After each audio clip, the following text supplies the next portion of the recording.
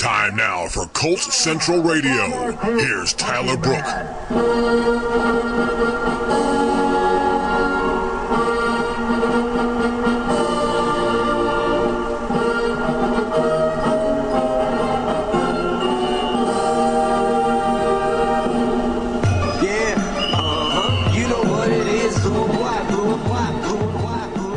What's going on, everyone? Welcome to Colts Central Radio. I'm your host, Tyler Brooke.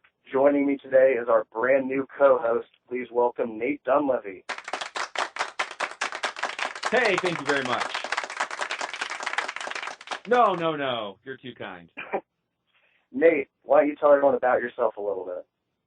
Well, it's great to be joining you on this show. My name is Nate Dunlevy. I've been writing about the Colts for probably the last 5 or 6 years. I founded a blog called 18to88.com. In recent years, I have been writing for ColtsAuthority.com. I have a book out on the history of the Indianapolis Colts called Blue Blood, Tales of Glory of the Indianapolis Colts. And last season, I covered the AFC South professionally for Bleacher Report, and just recently retired from that job. And I write here and there about the NFL and about Indianapolis. Wow! It is certainly great having Nate on this show. It's nice having a co-host, so I won't be talking to myself too much. Basically, we're going to have some guests each show, and before we're going to go a little rundown like we usually do. This week, me and Nate read an article. Nate, why don't you just tell them about it? Because as much as I like Grantland, I don't know if I necessarily agree with this one. Yeah, sure. Bill Barnwell, who is one of the lead writers for Grantland, covers the NFL, did a piece on predictive stats, those kinds of stats that tend to reveal what the coming year is going to be like in the NFL. And his poster child for regression, or a team that's more likely to go backwards than forwards, was the Colts. They come up short in a lot of key stats, the most important of which being point differential. Their point differential last year was the lowest ever. They actually were outscored on the season. And when you think of a team going forward, point differential can be more useful in terms of predictive value than actually looking at their roster or looking at their wins and losses. So the Colts were more like a 7-win team than an 11-win team for predictive purposes. Yeah, I'm not sure I necessarily agree with it. I mean, I don't think the Colts are going to go 11-5 this year, but I also don't see them regressing as much as the article indicated. I think there's more to look at than just point differential. I think what you look at with the Colts this year, there's a new offense going in that a lot of people are really liking. Andrew Luck's going to have familiarity with Pat Hamilton. And let's not forget, they're bringing in a lot of new starters. Yeah, that's a fair point, Tyler, and it's not to be missed. But the problem is the Colts weren't nearly as good as they looked last year. So when you think about what this team's going to be like going forward, they added a lot of new players, but it's more useful to think of them as a 7-9 team that added a lot of new players than 11-5 team. I mean, normally when you think of an 11-5 team that goes out and spends nearly $100 million in free agency, you're looking at a team that's going to be a Super Bowl contender, and I don't think any of us think Indianapolis is really at that level yet. So while they might not regress to 7 wins, they're not going to go forward to 13 or 14 either. I think that's a fair point. I know it also brought up that the one team to break the points-allowed rule was the Denver Broncos from the Tim Tebow era, the Peyton Manning era. I can see where, to that extreme, I'm not saying anywhere near the Colts have gotten that many players, but at the same time, I think it's fair to not only look at the point differential, which I think can be valuable to a degree, but at the same time, I think there's just a lot more to factor into it. No, obviously, and clearly the biggest upgrade that you can make for any team is when you upgrade the quarterback position, right? And that's why Denver broke Pythagorean.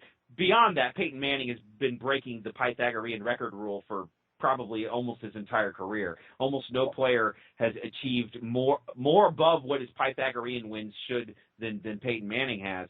So the upgrade from Tebow to Manning was huge, but the Colts are getting an upgrade at quarterback this year as well, because the upgrade from Andrew Luck year 1 to Andrew Luck year 2 is going to be significant. So if anything could offset that seemingly inevitable decline, upgrading Luck and just giving him another year of experience in the NFL could be the magic bullet. Do we think that quarterback upgrades can potentially break this Pythagorean rule that you're talking about?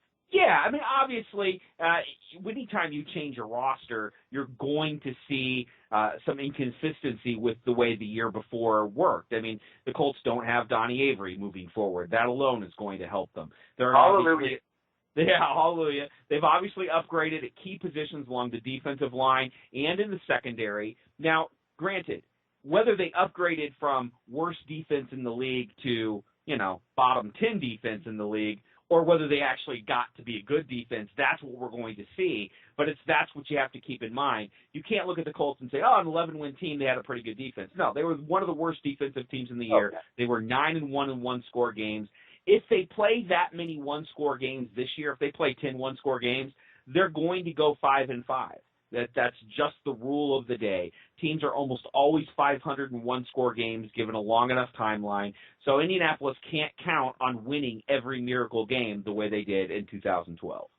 I'll agree with you there. I think we've done enough arguing on that. Let's look at the new addition to ESPN. It looks like Jeff Saturday's been announced as an NFL analyst for ESPN.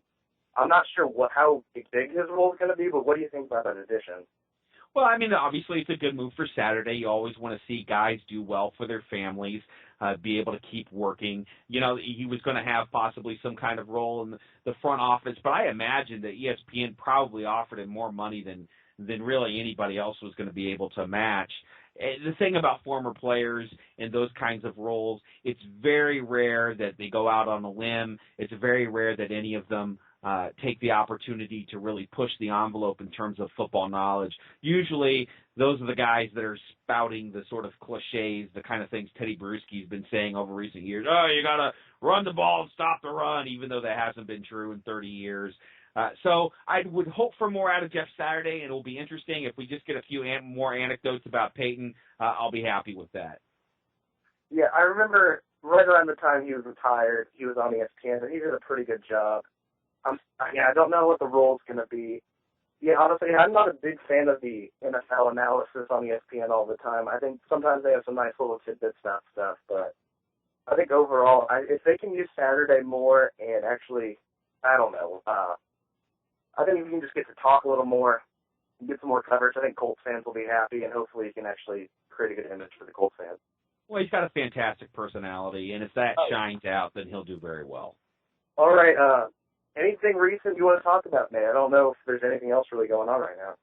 No, we're really gearing up for training camp. It's coming sooner than I think anyone would imagine, and it's going to be a really fascinating preseason for Indianapolis. I don't know how much we'll really see from this offense in the preseason, if they're going to keep it under wraps or if we're really going to get a feel for how different things are going to be. But, Andrew Luck really did light it up last year in the preseason. You could see right from the very beginning, from the Rams game in week 1, and really from the way he played in the second quarter of the Steelers game, just what a special player this guy was going to be. So it'll be fun for fans to get to see him a little bit. Honestly, it's very exciting. Whether the Colts are as successful this year as they were last year, I think, as we've said, is very much up in the air. But one thing I have no doubt of, Andrew Luck is going to be fantastic, and the chance to watch up close his development, his maturation as a player, and really his elevation to an elite top 3, top 5 type quarterback in the NFL, that's special. Some of us have already seen it once in our lifetime, and to get to see it again so close, that's a real treat. And training camp and preseason is a good time to kind of take stock of where things are on that front. Mark your calendar, everyone. Training camp for the Colts starts on July 28th. Football fans, looking to get healthy this year? Now is the time, and I have the perfect place for you. Save 10% at onit.com/football radio. Exclusive PFC radio listeners save 10% off their order.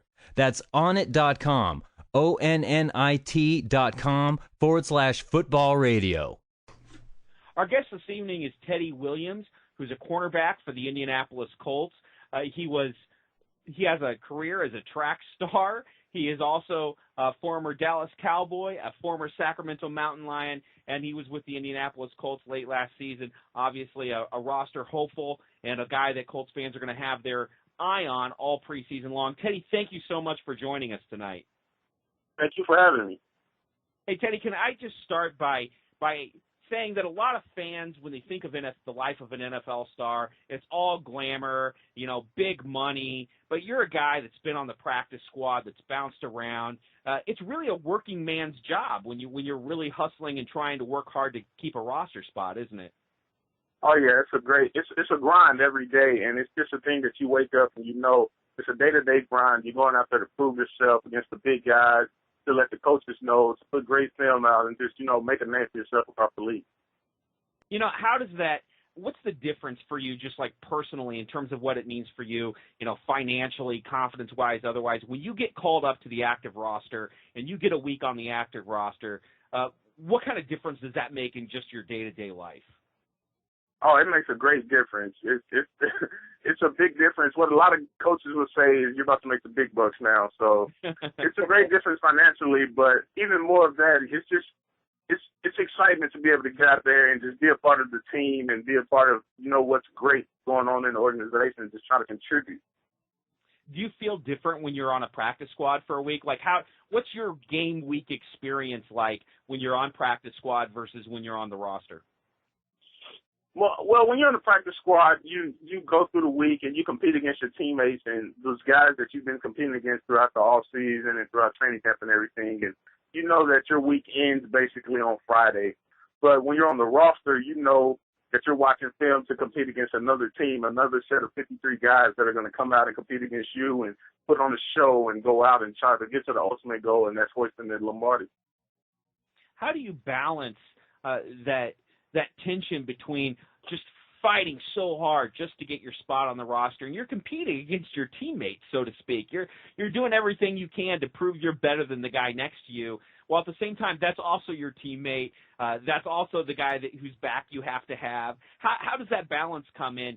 Do you ever feel that tension that you're not that you'd ever be out for yourself? I know you're all about the team, but how does that tension play between I got to do what's best, work as hard as I can, and beat that guy out versus he's also my teammate and I got to have his back? I mean, when it comes down to it, at the end of the day, especially with the DBs, we're all like a big family. We love each other. We're down for each other, and we're there to compete every day. Because when you compete, everyone's a competitor. But when you compete, like you're making the guy beside you better. You're making your teammate better. And ultimately, when it comes down to it, the best guys are who the coaches are going to pick and who the team's going to keep around.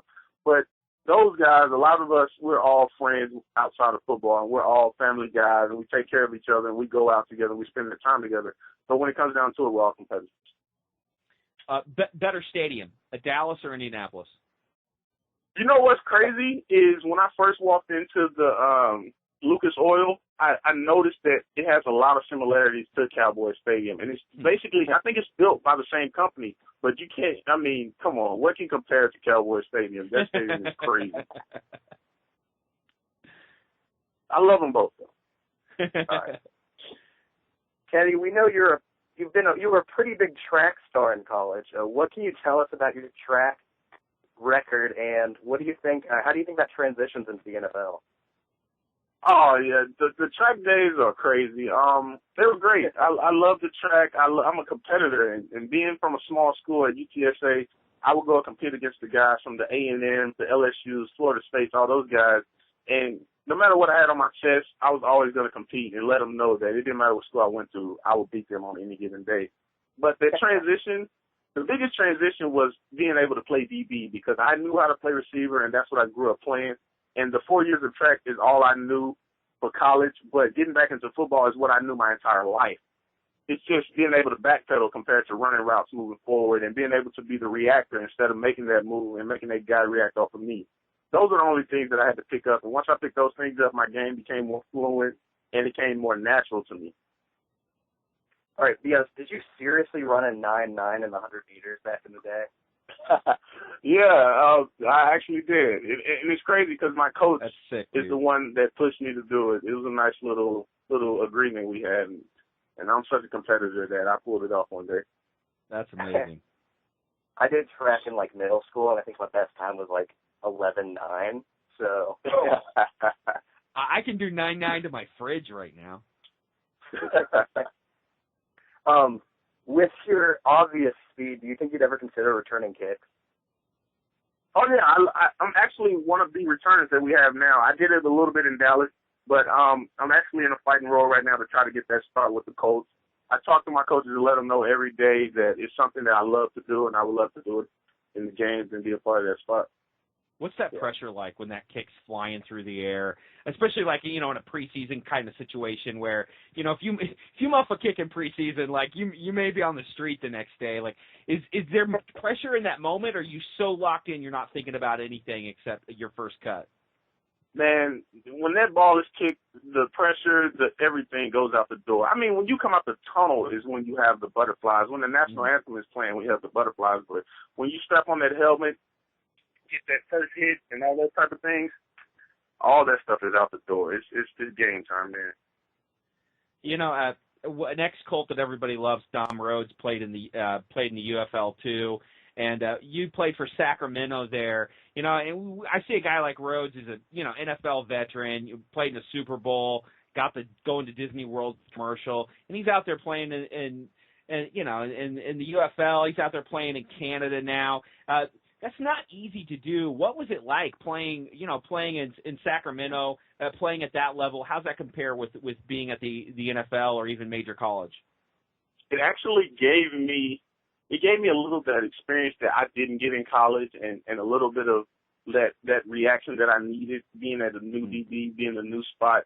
So those few games that I played over there, being able to start and being able to return a kick for a touchdown, all those things, it gave me that little confidence build that I needed in those new positions to me. And when I was able to get with the Colts and get back in the league, I got over there and I was more confident and I was more of myself out there on the field compared to being a little tense and a little timid how I was when I was in Dallas. Wow, that's fantastic. That is, yeah. Now that you're back in the NFL, Heavy, do you think you're going to stay at cornerback, or do you think there's any possibility you'd move back to wide receiver at any point in your career? Actually, I love playing corner.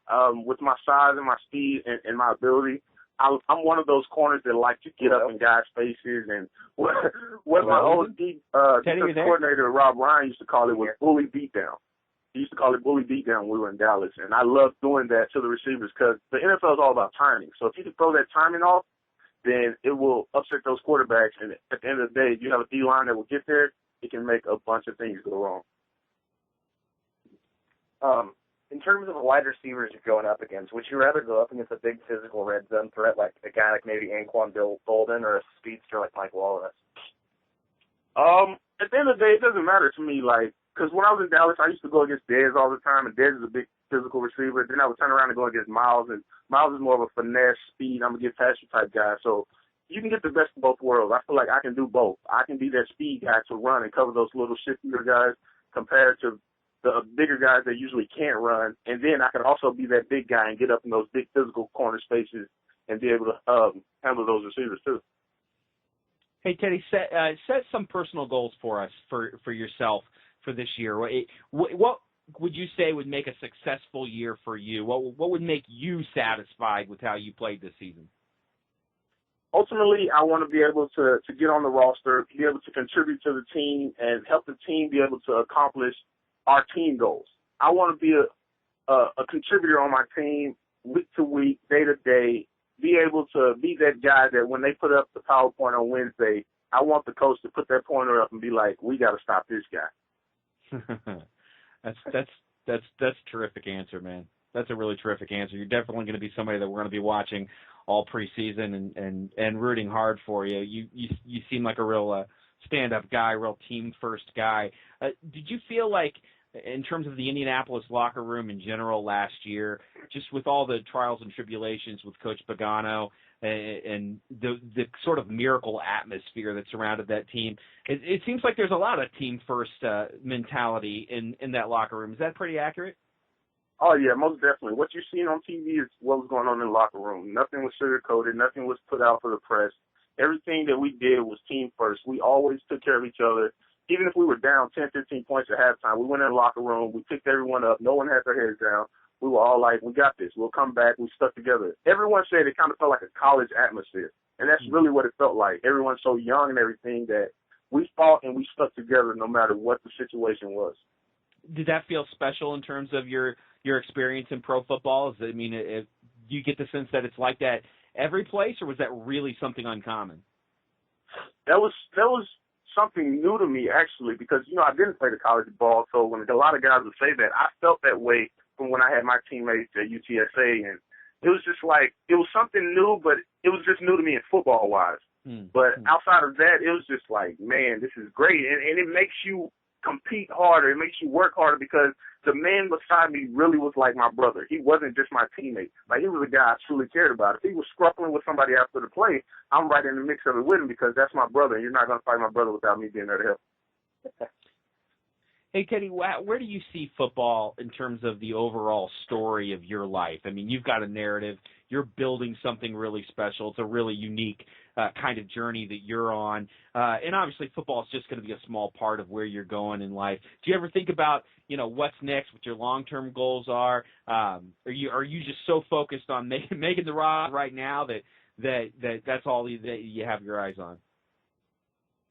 The way I am is usually I don't look too far in the future. You have to focus on the now before you can get to the big picture. But ultimately, I want to be a contributor. I definitely want to be a contributor. And the first step to being a contributor is to make the roster and to make that team. And once you get to that point in time, you get out there and you contribute. Once you contribute, you become an impact player. Once you become an impact player, that's when you go to that next level. You just take those steps.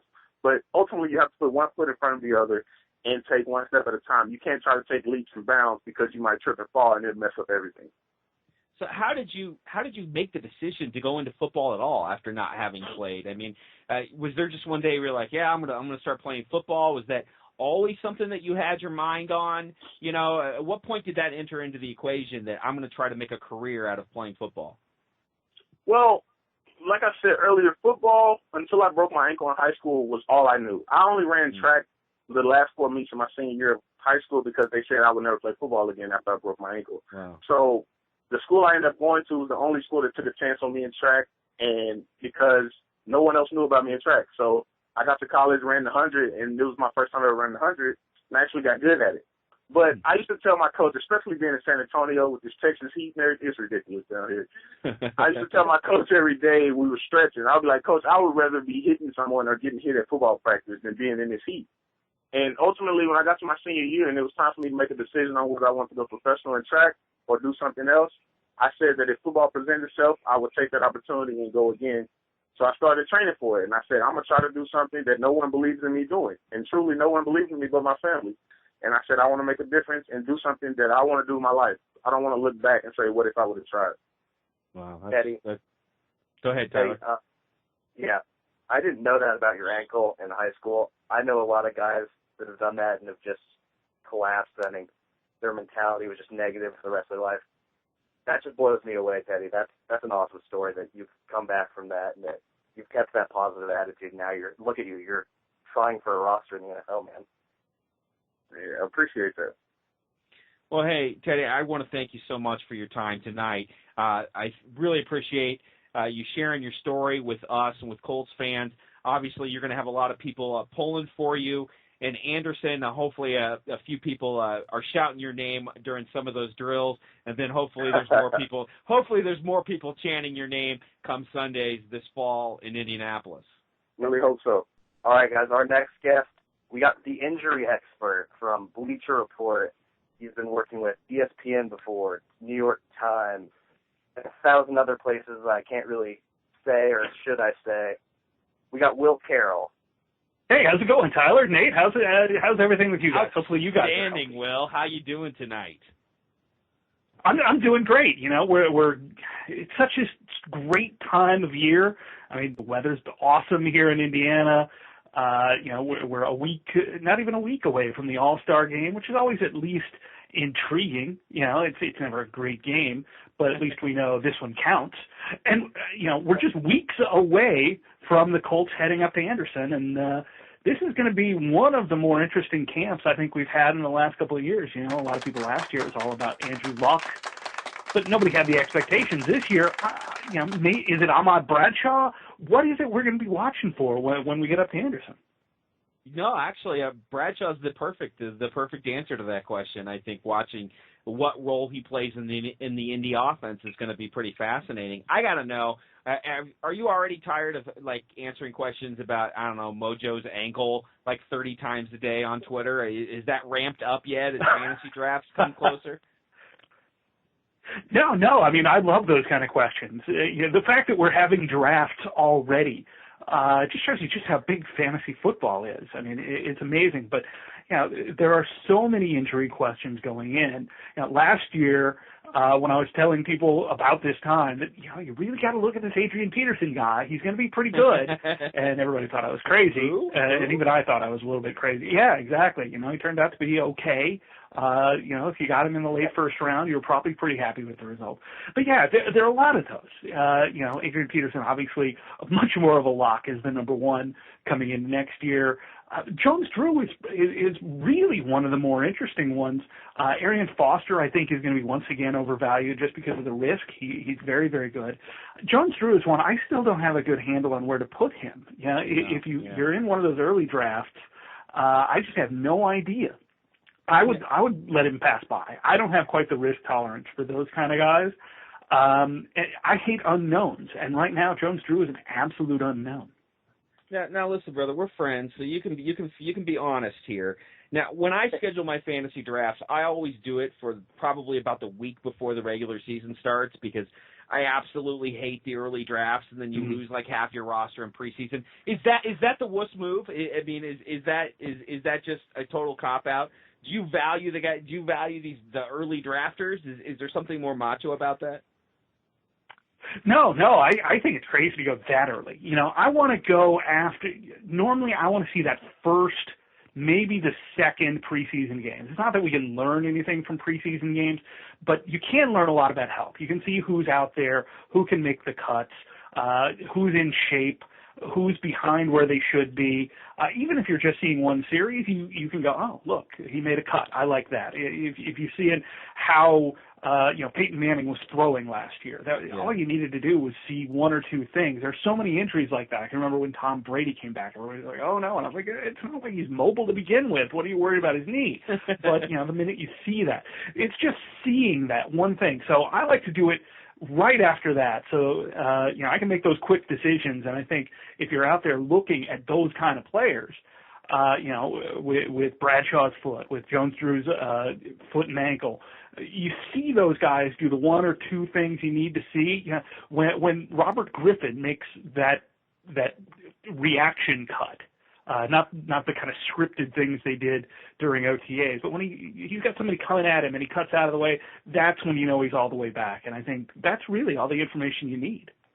I'm not a doctor, nor do I play one on the radio, but I've been looking at Ahmad Bradshaw. I've really suspected that if this guy is healthy, he's going to be effective because every time he's been healthy, he's been effective throughout his entire career. Is that fair? Is there any chance that he could come back and mostly look right, but just the sort of wear and tear that's accumulated over the years has taken something away? Or if he's on the field, is he going to be useful for the Colts?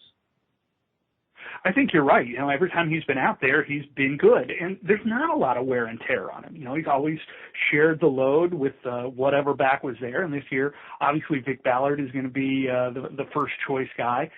The other thing to keep in mind is that this really wasn't an injury. This is making the foot a little more comfortable. I hate to say he had a screw loose, but that's really what it was. And they went in there and replaced it. They've replaced the screw and replaced the screw, putting it in a different spot where hopefully it won't be more irritated. And honestly, this should hold together. It's a great contract for the Colts. It's a great situation for Bradshaw. The two concerns that I have is, first, did they get it right with the foot? And I think we'll know that pretty soon. We didn't see him during OTAs or minicamp or whatever all that stuff is in the spring. Was that unusual? What's that? Was that unusual that he wasn't playing, or did you consider that? No. everybody knew he wasn't going to be able to. They want to make sure that screw is set in there, that the bone around it is locked in. So that was absolutely expected. I mean, you would rather have seen him, but the timing wasn't such that they could do that. The one thing that does concern me is there have been a lot of foot and ankle injuries at Lucas Oil Stadium. Now, it's not necessarily the turf. First year the turf was pretty bad. It wasn't prepped exactly right. There were some problems with it. But there have been a lot of players that I've talked to that have complained about that surface because it's flat. It's not crowned like you normally see. If you go out to the outdoor stadium, some high school stadium, they're always crowned so that you don't end up with a big puddle in the middle. Lucas Oil was actually built for basketball. I mean, a lot of people forget that the NCAA was a big part of that, and it is absolutely flat, which turned out to be a problem when it leaked.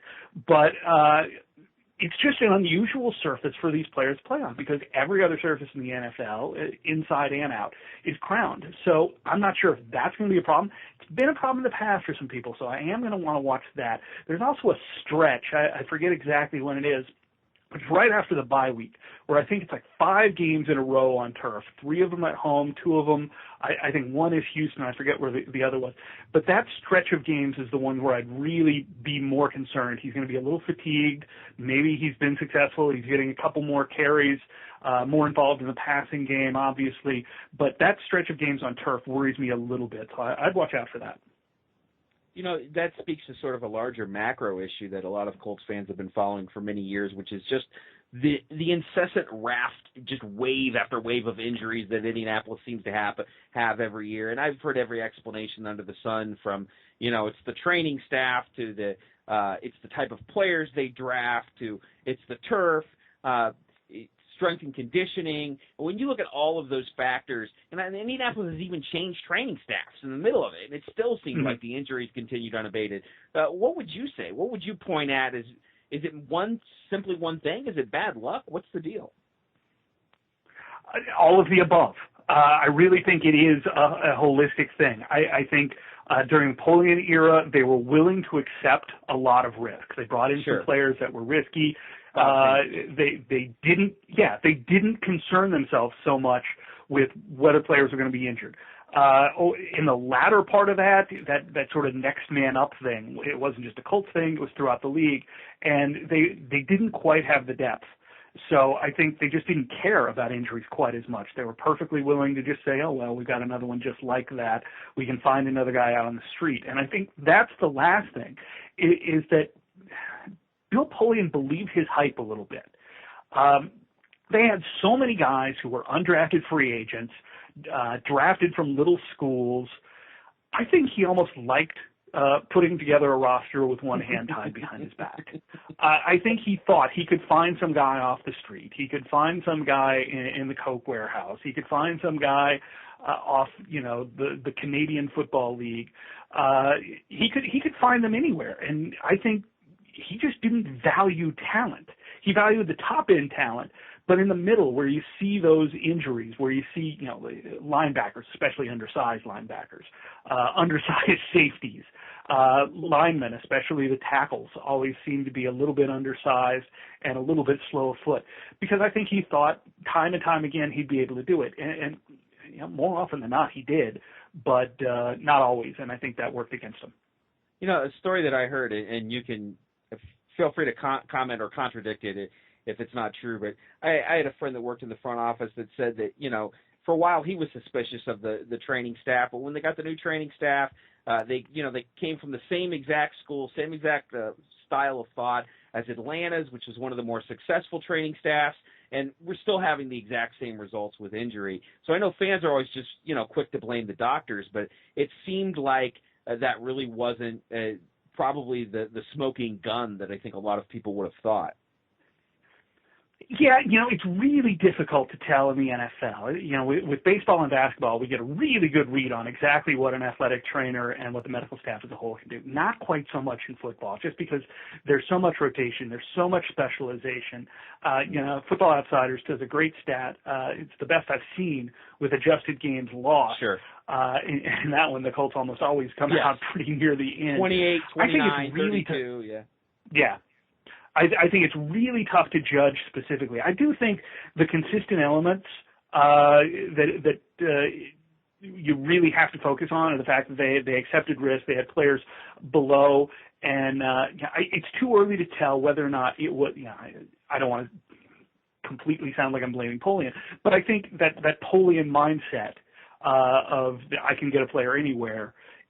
If we see that Grigson in the next 3 or 4 years hasn't changed that, then I'll start to assess. Maybe it is the doctors, maybe it is the trainers.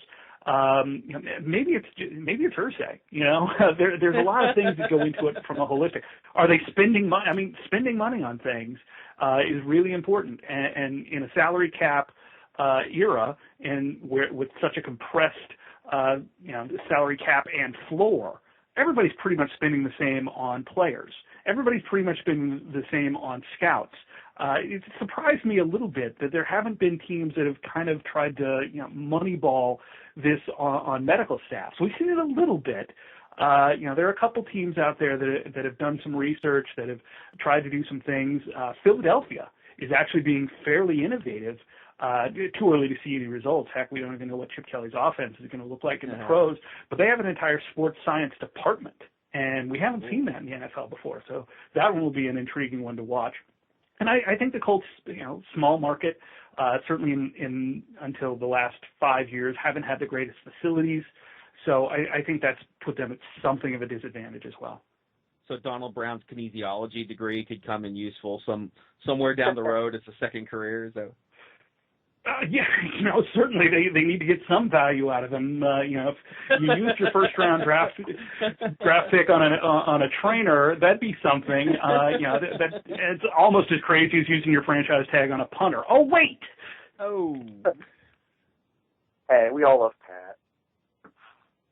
Everybody loves Pat. I'm intrigued by this whole Pat McAfee working for the Star thing. Yeah, I haven't heard about this.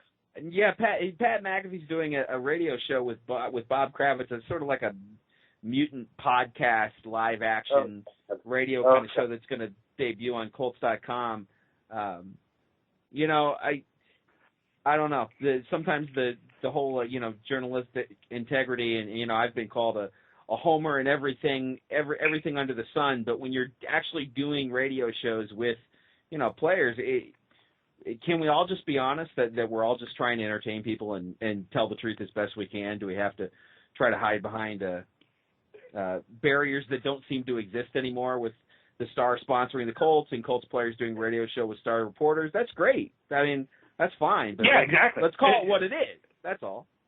Yeah, and, Tyler was there. We did a panel, Sports Circle Indy, which is a great organization. If you're here in Indianapolis and involved in the sports industry in almost any way, it's a great organization to be a part of. We did a panel, and we were talking about this. What happens when Colts.com breaks a story?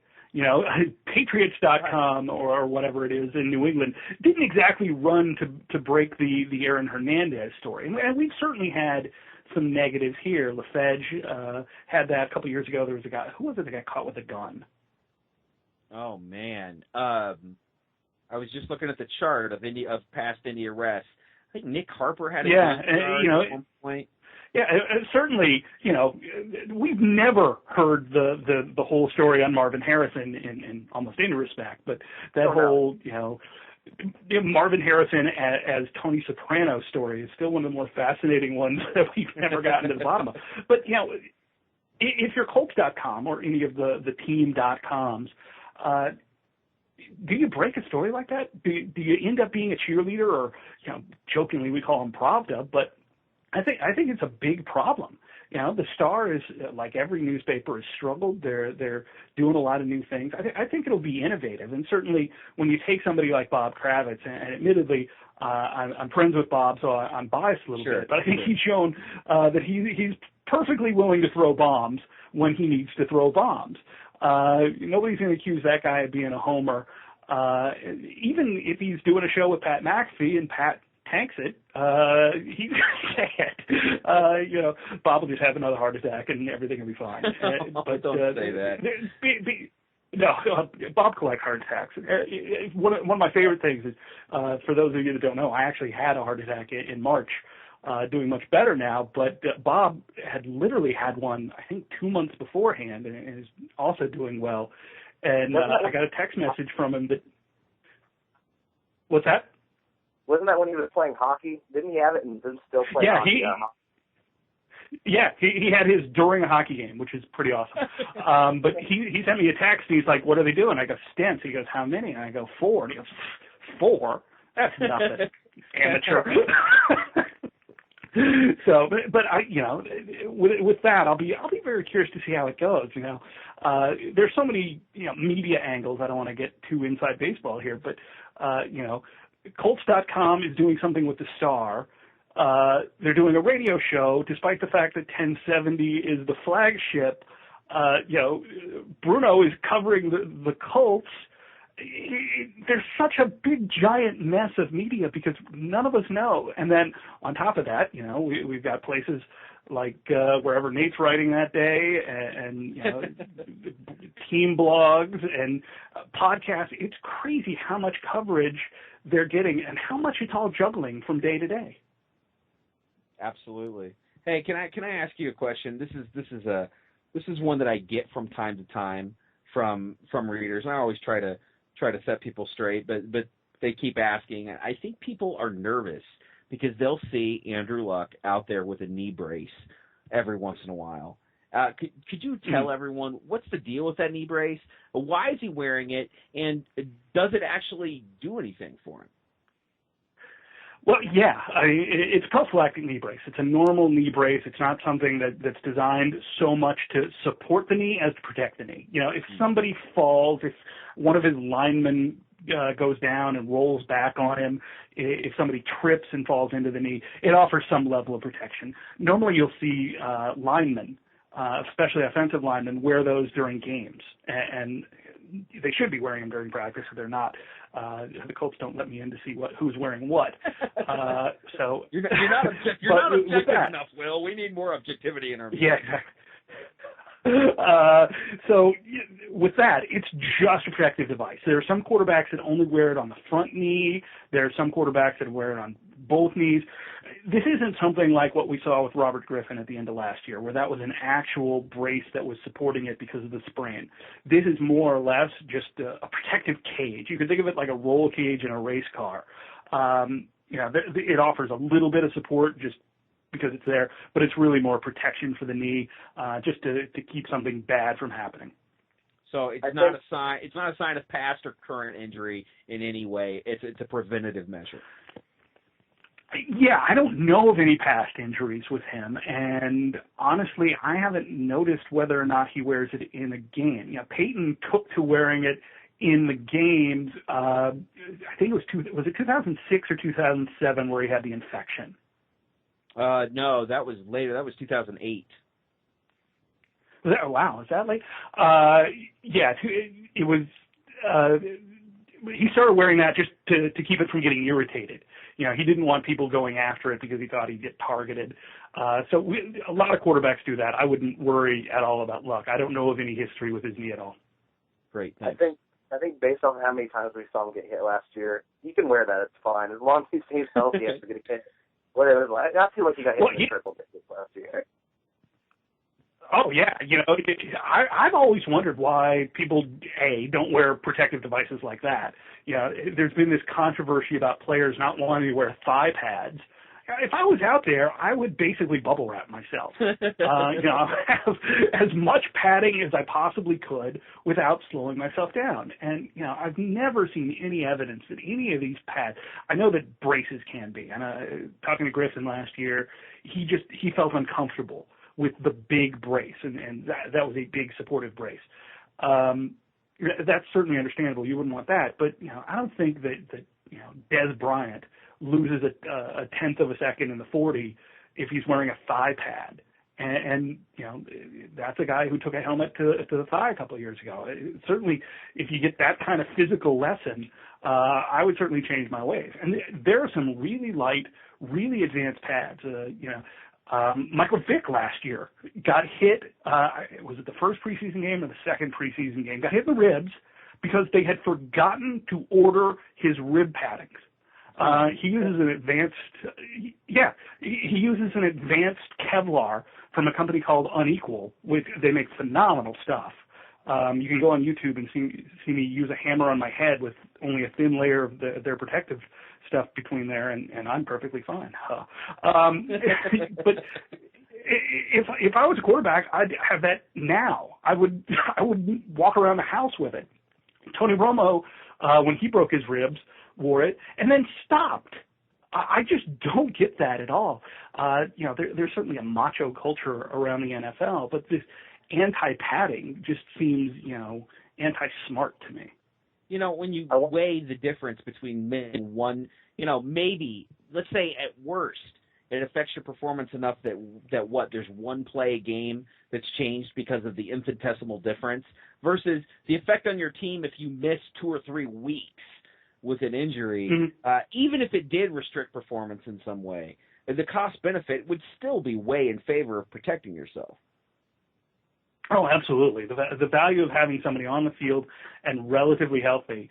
The stuff is amazing. Some of the padding that we've seen, Zenith has a new set of shoulder pads that I got a chance to see, and these things, they look cool. If anybody's worried about not looking cool, I realize the jersey will be over it, but these things look like Batman. And supposedly, you see guys in the locker room afterwards icing up their shoulders because of the hits they put on people. And with these, I'm certainly not putting the same force that a linebacker or one of these monster safeties are putting on people, but just having them hit, put them on me and hit my shoulders, it was amazing. And so, why teams don't do this? I realize teams can't force somebody to wear something, but as a player, I'd be wanting to wear it, and as a team, I'd be incenting my players to wear it. I'd be saying, look, whatever you want, we'll buy it. Again, that's one of those small cost, big advantage things that teams could get in the salary cap era. Do you think that those new pads could actually make LaRon Landry look even scarier?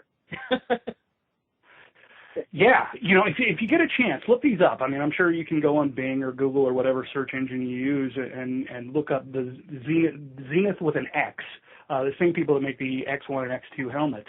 If you look up Zenith shoulder pads, I'm sure there's pictures out there on the internet, and they're amazing looking. I wouldn't want to wear a jersey. They really, the first time I saw it, I was like, dude, those look like Batman. And they laughed and go, yeah, that's what we were going for. You showed me. I think you showed me some of those. Yeah, those look pretty sweet. Yeah, they look really neat, and if that's what makes guys actually use them, all the better. Yeah, I think another guy we're all kind of wondering about. He missed all last season. I think he's getting really hyped up because now they say he's healthy. A guy a lot of fans are wondering about is Josh Chapman. Will, what can you tell some fans about Chapman now that he's returning from injury? He's an interesting one because, certainly losing an entire year, you can jokingly call it redshirting, but anytime there's an injury like that, you worry about losing development. I have some questions about what that defense is going to actually look like. Did what we see last year, was that actually the Pagano defense? What is Chuck Pagano going to be like as a coach, as a hands-on coach? Because we're assuming he's going to be a whole lot more hands-on when he actually have his hands there. I know we saw him, during training camp and all that, but I'm still not sure he was able to install all the things he wanted. We saw much more of an Arians team, and certainly that worked out. With Chapman, I'm still not sure how they're going to use him. I want to see whether he can stay healthy. He did have a hard time staying healthy throughout his career. You worry about a guy with that kind of history. Now, obviously, he was a 4th or 5th round pick. Certainly got value down there, but I'm worried about him. He's a guy that even if we see him looking great in camp, I'm just not ready to buy in that he can stay healthy for an entire season. Certainly with the modern NFL defenses, you're going to get rotations. So he's not going to have to go out there. But with that kind of injury, it doesn't take a lot of workload. With big guys like that, fatigue isn't as big an issue for them. It's, they're in a pile and things happen. Guys roll, you step wrong, you hit a divot. All sorts of bad things can happen. And with the history that he has, he's definitely one of the major concerns I have, because if he's healthy, certainly he's shown the burst of talent that would make a difference for that defensive line. He's bulked up some, too. Does that help him or hurt him in terms of injury risk, or is it just neutral? It's neutral. Some guys bulk up and their legs don't alter at all. They certainly walk around. A guy who's a great example of that is Joe Wright, the offensive lineman. He's from here in Indianapolis, and when he was at Hamilton Southeastern, he was a tall guy. He goes about 6'6". But he was a forward. He was built like a basketball player, and he was about 250, 260. Got to college and was playing football and was up 270, 280. And now he's better than 310. I'm not sure exactly where he's bulked up to, but he's getting used to carrying that, and that was actually a big problem for him early on. So it's the same thing with Chapman. It's the same thing for anybody. Some guys can carry it, and some guys just can't. You see some of these offensive linemen and even defensive linemen, and you look at it and you go, man, that dude's fat. And there's some fat on there for weight, sand in the bucket, they'll often call it. But those guys, they've learned how to carry it. And it's amazing because there are two things that happen after guys retire. Either they get really, really fat, or it goes the opposite way. Chris Jenkins played for the Jets. If you haven't seen him lately, it's ridiculous. You wouldn't even recognize him because, he goes about 220. It's pretty amazing how much weight these guys can carry, and it's different for everybody. So, for a guy like Chapman with knee injuries, I would worry, but we'll see whether he can carry it or not. Hey, can I ask you real quick? Nobody's done better work than you on the topic of concussions. I know that you're one of the first people that's really got my own personal awareness of the topic up. And we just saw a pretty significant ruling a couple days ago with former Colt Vin Utek winning a grievance against the Bengals for putting him back in the game. I've read stories about Utek's concussion symptoms, and frankly, they're a little nauseating. Like, it's really hard to read the things that he's gone through, not being able to remember friend's wedding and looking at pictures and being like, oh, why wasn't I there? And they're like, you're there, like crazy stuff like that. Could you comment anything on the Utek decision? Yeah, this is one that kind of cuts both ways. I mean, obviously, Ben got a financial decision there, and hopefully this will take care of him medically. There's no way you can restore the things he's lost or the problems that he's going to have down the line. But it's good to see that the system worked in this instance. On the other hand, and Mike Florio from Pro Football Talk had a great article about this. I actually just complimented Mike Florio on the fact that this really cuts both ways. If the arbitration system that the NFL and teams are saying players have to use works, and obviously we don't know all the details on the Utek decision, that actually undercuts the ongoing major class action suit that actually they sent it to arbitration or mediation, to see whether they can get closer. I'm curious whether the Utek decision will have an effect there. It's just tough because, we hear stories like this all the time. And, Utek, he's just another NFL player, and a couple bad concussions have created big life consequences for him. And I can remember when Junior Seau committed suicide, we didn't know whether or not it was related to concussions. People have indicated this. He seemed to indicate that.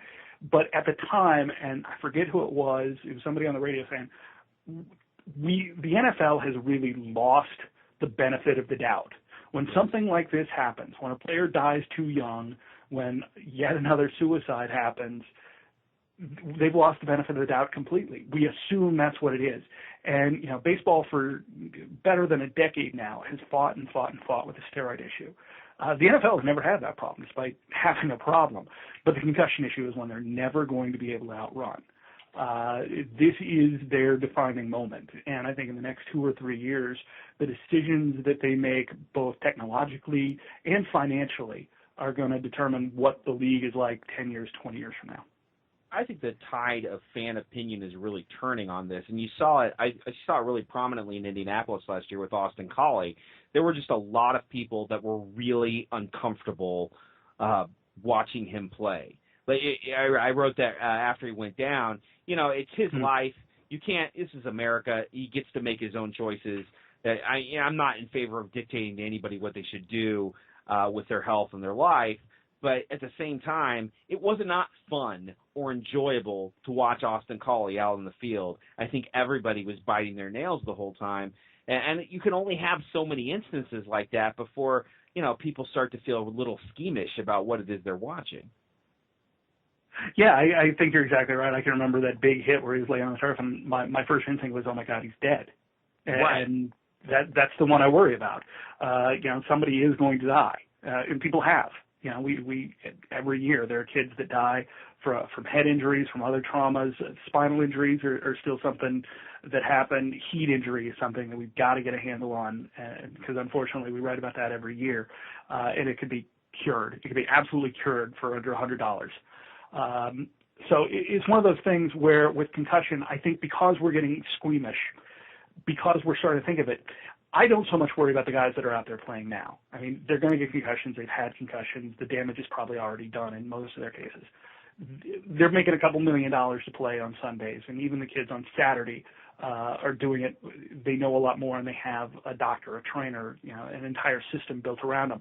It's the lower levels where I wonder whether we're going to see some pulling away. USA Football is doing some great work with their heads-up football program. They've gotten a lot more buy-in. I think the last time I talked to those guys, they were talking about like 20 or 25% of youth leagues have bought in to this and are training their coaches and are using their techniques. I think that's absolutely amazing. I didn't expect anything towards that. I thought this was going to be a nice, trial program, but this is actually really changing the way youth football works, I think. But their parents, I'm sure you get people that ask, would you let your kid play football? And if participation goes down, it's not going to change the NFL right now. But 10 years, 15 years down the line, if we've got less people playing youth football, that means we're going to have less people playing high school football, which means we're going to have less people playing college football, which means the NFL is not going to have the best talent, or at least as much talent.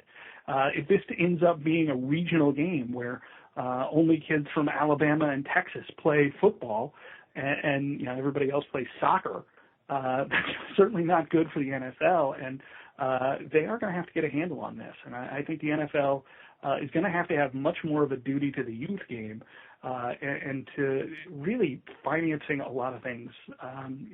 When we get to the high school level and talking about reconditioning helmets and the fact that we've got players out there both on the NFL field and on high school fields that are wearing helmets that are 20 years old, that have been reconditioned, that aren't up to modern standards, we've got to change that. And the NFL is making so much money that they need to finance this. Amen. I have a 6-year-old son, and I would not prohibit him from playing football, but I'm steering him towards baseball, and I'm certainly not signing him up for any leagues. I mean, it's just where it is. The big worry that I have is that we're not only going to regionalize the game. We're never going to get football out of Texas, right. But when we're talking about high schools, they're having trouble paying for teachers and right. Chairs and things like that. I worry that the inner city schools are going to fall even further behind, that rural schools without the access to medical care are going to fall even further behind. And again, this is where the billions and billions of dollars that the NFL brings in could easily be used to help finance these kind of, first, the research, and second, the kind of things that just aren't in school budgets right now. It's only going to take a few lawsuits for under-equipped schools that could barely afford the program anyway, so they weren't equipped properly, and they get an injury, and then there's a lawsuit against that school before schools just start deciding, we can't afford it. Yeah, we haven't seen that quite yet, but there are a couple suits out there, especially, that's been one of the issues with concussions is they've been quick with the lawsuits. We're a litigious society, and when those start making it through the courts, we'll have to see exactly how this goes. When we see insurance, the leader is going to be insurance companies. When insurance companies start saying, you know what, we're either going to raise your rate to the roof, or you're going to change some things, or you're going to drop the program. And we haven't gotten there quite yet, but the premiums are at a point where I think some school districts are going to have to make tough decisions in the very near future. I know that some of these old school coaches, I had an old school coach in high school, I remember just when we're playing these games and someone makes a big hit because they lead with their head and it's clearly not safe, yet we keep glorifying these big hits that are unsafe, and this mentality is going on from Little League on. we keep glorifying like that, people are going to continue to play unsafe, I feel like. Yeah, absolutely. It is going to be a generational change. Like I said, USA Football with their Heads Up football program is starting it off at the very low levels, which I think is incredibly smart. If they can make the changes there, they'll trickle their way up. But you're exactly right. You get the high school coaches that have been there 20, 30, 40 years. It's tough for them to change, but change will be coming, and I think change will be enforced in many of those cases. And it'll be interesting to see exactly how coaches deal with that. The game has changed. Let's face it. If you had a coach who's been at the top level of even class football, they've had to deal with a lot of different things. The game has absolutely changed from when I was in high school. From when you were in high school last year, Tyler. So I think they do have the capacity to change. Whether it's installing new offense or defense or the speed of the players, or pro style offenses. We don't see many single wings anymore. And I think if we've lost some of those, we can also lose some of the leading with the head. We can get better techniques, and I do think it'll be enforced, and it'll happen quicker than we think. Tyler, any final questions for Will? No, I think that does it. I think that was a great conversation. Well, thank you. Hey, man, you are amazing. Hey, thanks a lot, guys. Appreciate it. You're the absolute best in the business, and everybody needs to follow Will Carroll at Injury Expert on Twitter. Check him out on Bleacher Report. Anywhere else he may pop up, you will not find anyone better anywhere at telling you who's hurt and why and when to expect them back. He is the absolute master. And Will, feel free to plug your new Tom John series coming out in a couple days. Yeah, coming out next week with a big assist from Tyler on that, and right after that, that'll be coming out next week. But then I'm shifting gears. Then we get into the football previews, and I'm excited about that. I'm excited what we can do with Bleacher Report this year. I think people are going to be really excited to see not only the previews, but what we're able to do all through the next 26 weeks of football. And starting in, 10 days from now, even before camp start, my season previews will start. All right. Well, thank you very much, brother. You're the absolute best. Thanks, Will. Hey, thanks, guys. Football fans, looking to get healthy this year? Now is the time, and I have the perfect place for you. Save 10% at onit.com/football radio. Exclusive PFC radio listeners save 10% off their order. That's onit.com, ONNIT.com/football radio. All right, guys. My name is Tyler Brooke. Excellent first episode with Nate Dunlevy. Nate, thanks so much for coming on, becoming my co-host. Yeah, fantastic, Tyler. I look forward to talking to you next week. And with more great guests like that, you can't go wrong. Yeah. Make sure to follow us on Twitter at T_BROOKEY, T-Brookie. Nate, what's your Twitter handle? My Twitter handle is at Nate Dunlevy, NATEDUNLEVY, Dunlevy. Drove my Chevy to the levee, but the levee was dry. Not like Mike Dunleavy, who we won't mention. And then don't forget we have our radio-specific Twitter at Colts Central. All right, guys. Thank you so much. Thanks, Nate. Thanks, Will. Thanks, Teddy. Everyone have a great night. Go Horse. This has been a presentation of the Pro Football Central Network. For news, blogs, highlights, and more, log on to ProFootballCentral.com.